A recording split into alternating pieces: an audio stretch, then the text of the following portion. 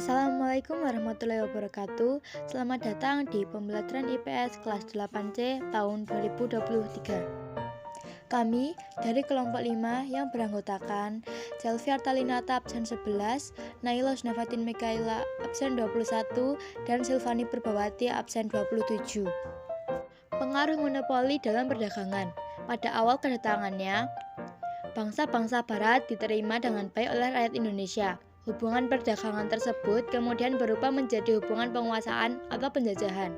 Pada awalnya, VOC meminta keistimewaan hak-hak dagang, akan tetapi dalam perkembangannya menjadi penguasaan pasar atau monopoli. Akhirnya, VOC bukan hanya menguasai daerah perdagangan, tetapi juga menguasai politik atau pemerintahan. Tahukah kamu, apakah yang dimaksud dengan monopoli?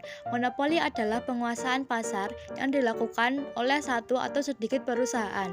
Bagi pelaku perusahaan, monopoli sangat menguntungkan karena mereka dapat menentukan harga beli dan harga jual. Pada saat melakukan monopoli rempah-rempah di Indonesia, VOC membuat perjanjian dengan kerajaan-kerajaan di Indonesia. Isinya, setiap kerajaan hanya mengizinkan rakyat menjual hasil bumi kepada VOC. Latar belakang, Belanda memaksa kerajaan-kerajaan di Indonesia untuk menandatangani kontrak monopoli dengan berbagai cara. Salah satu caranya adalah politik adu domba atau dikenal dengan divide et impera. Adu domba yang dilakukan Belanda dapat terjadi terhadap kerajaan-kerajaan yang satu dengan kerajaan yang lain, atau antar pejabat kerajaan. Apa sih VOC itu? VOC merupakan kongsi dagang atau perusahaan Hindia Belanda pada tanggal 20 Maret 1602. VOC dengan kekuasaannya membeli hasil bumi rakyat Indonesia dengan harga yang sangat rendah. Padahal, apabila rakyat menjual kepada pedagang lain, harganya bisa jauh lebih tinggi. Tokoh VOC lain yang juga terkenal di Indonesia adalah Painter Booth. Johan van Oldenbarneveldt adalah pemimpin VOC. Maka Painter Booth adalah gubernur jenderal pertama yang dimiliki VOC. Ia memimpin sejak tahun 1610 sampai 1614. Kebijakan monopoli perdagangan yang dilakukan VOC.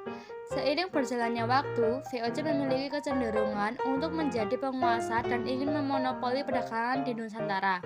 Monopoli perdagangan dilakukan VOC paling gencar adalah di Maluku. 4 kebijakan monopoli yang dilakukan VOC. 1. Menguasai pelabuhan-pelabuhan dan mendirikan benteng dalam melaksanakan perdagangan. 2. Melaksanakan pelayaran hongi. 3. Melaksanakan politik divide et impera untuk menguasai kerajaan-kerajaan di Indonesia. 4. Membangun pangkalan VOC. Dampak kedatangan VOC ke Indonesia. Keunggulan VOC dalam bidang birokrasi dan militer memberikan kekuatan kepadanya untuk menegakkan sistem monopoli dalam perdagangan di Indonesia yang menghancurkan kapitalisme Indonesia. 2. Dampak kedatangan VOC. Dampak positif. 1. Banyak bangsa asing yang melakukan kegiatan perdagangan di Nusantara akibat aktivitas dagang sangat ramai. 2. Pedagang pribumi memperoleh informasi hasil rempah-rempah yang laku di pasar internasional. 3. Mereka, pedagang pribumi, lebih mengetahui tata cara perkembangan. 4. Pedagang pribumi melakukan hubungan dengan bangsa lain. Dampak negatif. 1.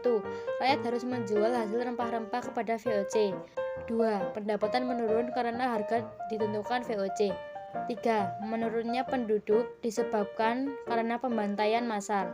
4.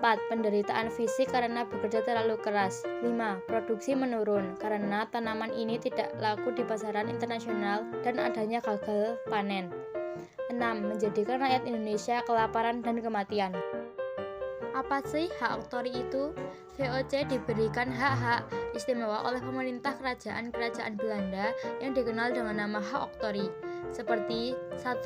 Hak mencetak uang, 2. Hak memiliki angkatan perang, 3. Hak memerintah daerah yang diduduki, 4. Hak melakukan perjanjian dengan raja-raja, 5. Hak memonopoli perdagangan rempah-rempah, 6. Hak mendirikan benteng. Dengan adanya hak otori tersebut, Belanda memaksakan kerajaan-kerajaan di Indonesia untuk menandatangani kontrak monopoli dengan berbagai cara. Salah satu caranya adalah adu domba atau dikenal dengan divide et impera. Berakhirnya VOC. VOC mengalami kebangkrutan pada akhir abad ke-18. Pada tanggal 13 Desember 1799, VOC dibubarkan. Mulai tanggal 1 Januari 1800, Indonesia menjadi jajahan pemerintahan Belanda atau sering disebut dengan masa pemerintahan Hindia Belanda. Sekian dari kelompok 5. Wassalamualaikum warahmatullahi wabarakatuh.